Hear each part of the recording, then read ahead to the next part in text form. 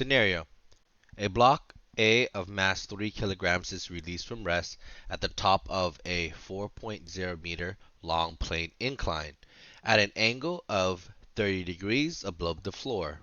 After sliding down the ramp, block A hits and sticks to block B, which was at rest, and has a mass of 5.0 kilograms. Assumed friction is negligible. Question: what is the velocity of block A at the bottom of the ramp before it hit block B? The answer: the approach is going to require the usage of conservation of energy.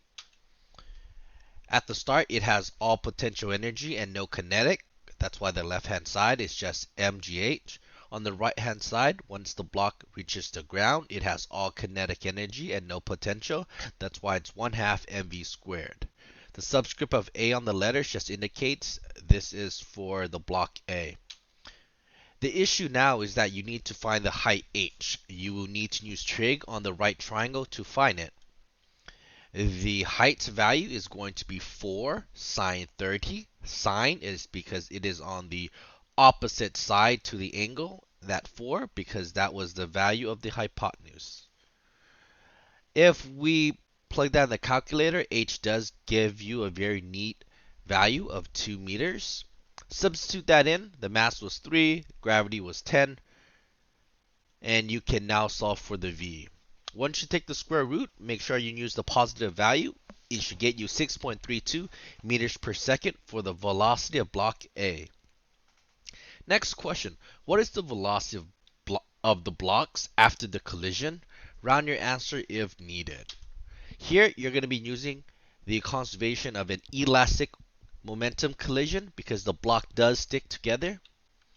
Here you have the momentum of block A plus the momentum block B before, and in the final, their masses stuck together. That's why it's MA plus MB.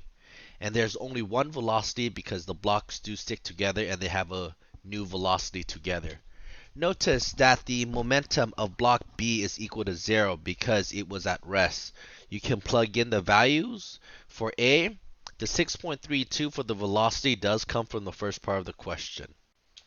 Now, once you solve and do the algebra, you get the value of 2.37 meters per second for the velocity of AB together. Please notice that this value is dramatically smaller than the velocity of block A. The reason why is because mass is larger of the value 8. That is why here the velocity of the blocks together is very small.